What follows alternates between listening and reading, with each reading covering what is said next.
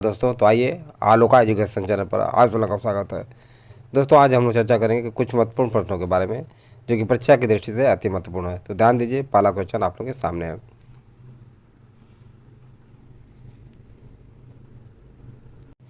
जलवायु परिवर्तन प्रदर्शन सूचकांक किस संस्था के द्वारा जारी किया जाता है? तो जलवायु परिवर्तन प्रदर्शन सूचकांक जो है किस संस्था के द्वारा जारी किया जाता है? विकल्प आप लोग के सामने है। विश्व बौद्धिक संपदा संगठन के द्वारा, विश्व आर्थिक मंच के द्वारा, जर्मन वाच के द्वारा, सतत विकास समाधान नेटवर्क के द्वारा। तो ध्यान रखिए दोस्तों, ये किसके द्वारा जारी किया जाता है? जर्मन वाच के द्वारा। किसके द्वारा? जर्मन वाच के द्वारा, यानी विकल्प सी जो है इसका उचित आंसर है। हिंदू विधवा पुनर्विवाह अधिनियम 1856 किस गवर्नर जनरल के द्वारा पारित किया गया था? तो हिंदू विधवा पुनर्विवाह अधिनियम 1856 में किस गवर्नर जनरल के द्वारा पारित किया गया था? तो ध्यान रखिए दोस्तों, लॉर्ड कैनिंग के द्वारा, लॉर्ड डलहौजी के द्वारा, लैंस लाउंड के द्वारा, लॉर्ड मिंटो के द्वारा। तो ध्यान रखिए दोस्तों, हिंदू विधवा पुनर्विवाह अधिनियम 1856 में लॉर्ड डलहौजी के द्वारा, अधिनियम 1856 लॉर्ड डलहौजी गवर्नर जनरल के द्वारा पारित किया गया था। वहीं लॉर्ड कैनिंग जो है दोस्तों, ध्यान रखिए, लॉर्ड कैनिंग का शासनकाल 1880 से 1884 ईस्वी तक, इसे स्थानीय स्वशासन का, भारत में स्थानीय स्वशासन का जनक भी इसे माना जाता है। कैबिनेट मिशन योजना को स्वीकार करके मुस्लिम लीग द्वारा प्रत्यक्ष कार्रवाई दिवस कब मनाया गया था? तो कैबिनेट मिशन योजना को स्वीकार करके मुस्लिम लीग द्वारा प्रत्यक्ष कार्रवाई दिवस तो जो है कब मनाया गया था? तो ध्यान रखिए, विकल्प आप लोगों के सामने 16 अगस्त 1946 को, 9 दिसंबर 1946 को, 11 दिसंबर 1946 को, 2 सितंबर 1946 को। तो इसका उचित आंसर कितना होगा? कौन सा विकल्प? विकल्प ए, 16 अगस्त 1946 को कैबिनेट मिशन योजना को स्वीकार करके मुस्लिम लीग द्वारा जो है प्रत्यक्ष कार्रवाई दिवस मनाया गया था। निष्क्रिय विरोध के सिद्धांत का प्रतिपादन किसके द्वारा किया गया था? तो निष्क्रिय विरोध के सिद्धांत का प्रतिपादन दोस्तों जो है किसके द्वारा किया गया था? विकल्प देखिए, अरविंद घोष के द्वारा। किसके द्वारा? अरविंद घोष के द्वारा, राम प्रसाद बिस्मिल के द्वारा, भगत सिंह के द्वारा और पी मित्र के द्वारा।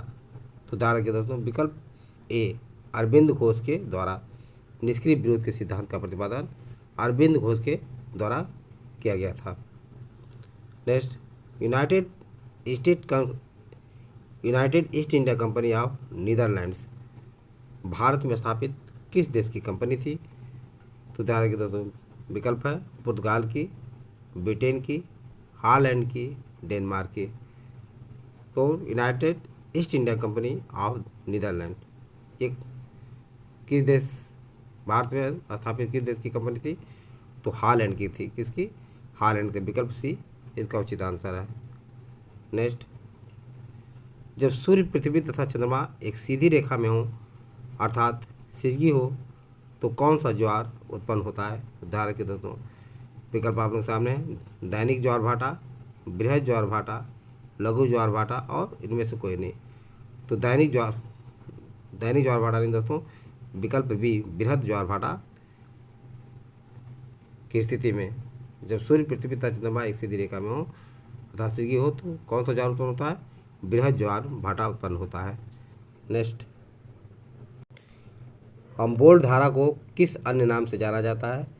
उदाहरण के दोस्तों, पेरू की धारा, लैब्राडोर की धारा, नॉर्वे की धारा और सुसीमा का धारा। तो हम्बोल्ट धारा को अन्य नाम, किस अन्य नाम से भी जाना जाता है? तो पेरू की धारा के अन्य नाम से भी जाना जाता है, यानी हम्बोल्ट धारा को पेरू की धारा के नाम से भी जाना जाता है। कौन सी सीमा रेखा सोवियत रूस और फिनलैंड के मध्य सीमा का निर्धारण करती है? तो ध्यान रखिए, हिंडनबर्ग रेखा, माइनर हिम रेखा, मैगिनाट रेखा और 24वीं समानता रेखा।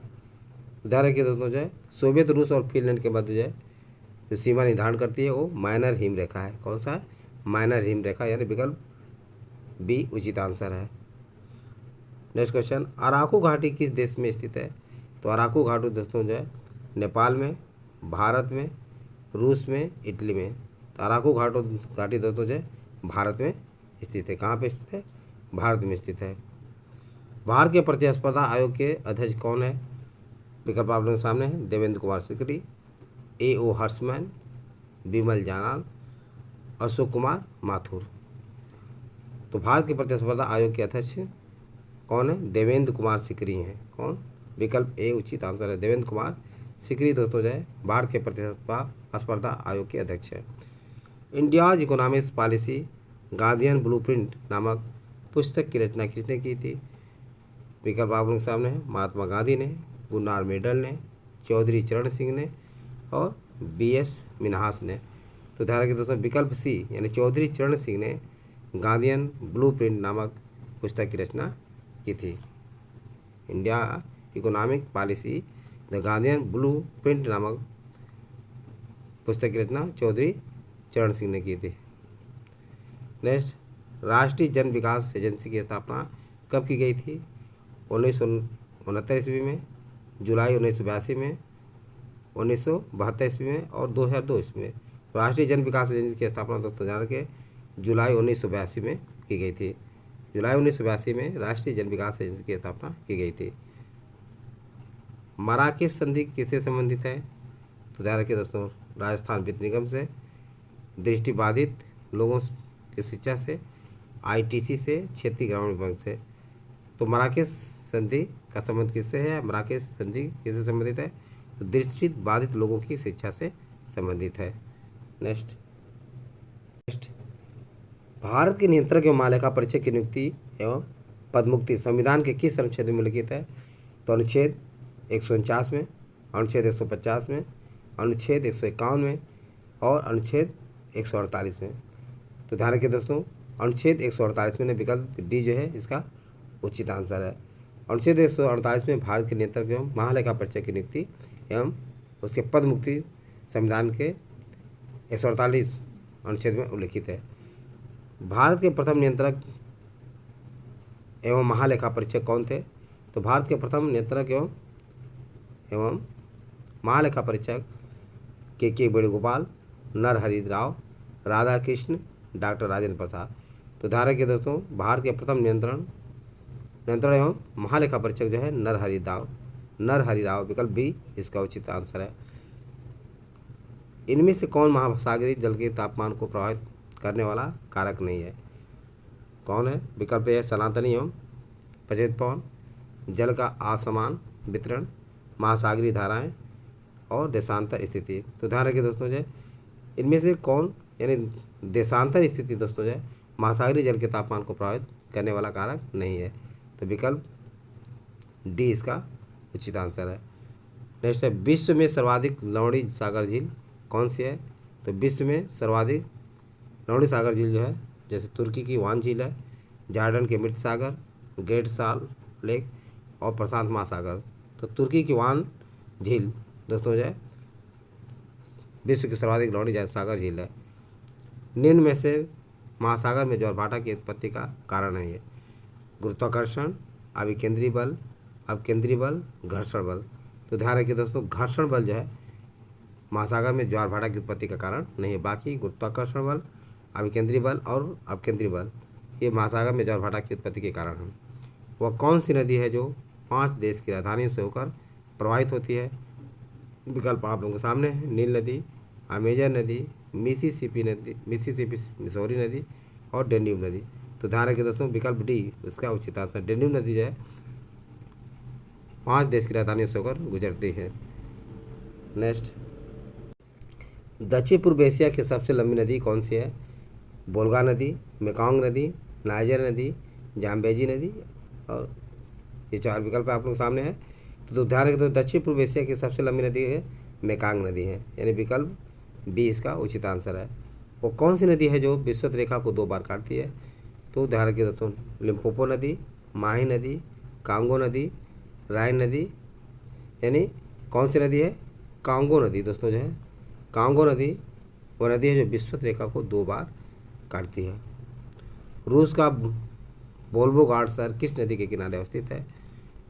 थेम्स नदी के किनारे, वोल्गा नदी के किनारे, नेवा नदी के किनारे, महान नदी के किनारे। तो रूस का बोल्वो घाट शहर जो है वोल्गा नदी के किनारे स्थित है। विकल्प बी इसका उचित आंसर है। टाइबर नदी किस नगर से प्राप्त होकर प्रवाहित होती है? किससे? पेरिस से, सर्बिया से, खार्तूम से, रोम से। तो टाइबर नदी दोस्तों जो है रोम से होकर प्रवाहित होती है। विकल्प डी इसका उचित आंसर है। संयुक्त राज्य अमेरिका की राजधानी वाशिंगटन डीसी किस नदी के किनारे अवस्थित है? तो संयुक्त राज्य अमेरिका की राजधानी वाशिंगटन डीसी जो है किस नदी के किनारे स्थित है? सी नदी के किनारे, यमुना नदी के किनारे, टाइबर नदी के किनारे, पोटोमैक नदी के किनारे। तो संयुक्त राज्य अमेरिका की राजधानी वाशिंगटन डीसी जो है पोटोमैक नदी के किनारे अवस्थित है। विकल्प डी इसका उचित आंसर है। कौन सी जनजाति हिमाचल प्रदेश की मूल निवासी है? भूतिया, गद्दी, शहरिया और भील। तो हिमाचल प्रदेश की मूल निवासी जनजाति कौन सी है दोस्तों? जो है गद्दी है। कौन सी? गद्दी जनजाति जो है हिमाचल प्रदेश की मूल निवासी है। वर्ष 1901 की जनगणना के समय सर्वप्रथम भारतीय जनसंख्या में प्रजातियों का विवरण किसके द्वारा प्रस्तुत किया गया था? तो आइए जानते हैं। थॉमस माल्थस के द्वारा, हार्वर्ड ब्रेकर के द्वारा, हार्वर्ड रेसले के द्वारा, एडम स्मिथ के द्वारा। तो हार्वर्ड रेसले के द्वारा जो है वर्ष 1901 की जनगणना के समय सर्वप्रथम भारतीय जनसंख्या प्रजातियों का विवरण हार्वर्ड रेसले के द्वारा प्रस्तुत किया गया था। तो ये सारी बातें आप लोग समझ में आ गया हो। यदि वीडियो अच्छा लगा हो तो इसे सब्सक्राइब और लाइक अवश्य करें तथा अपने सगे समझे दोस्तों को शेयर करना न भूलें। थैंक यू दोस्त, नेक्स्ट वीडियो मिलेंगे।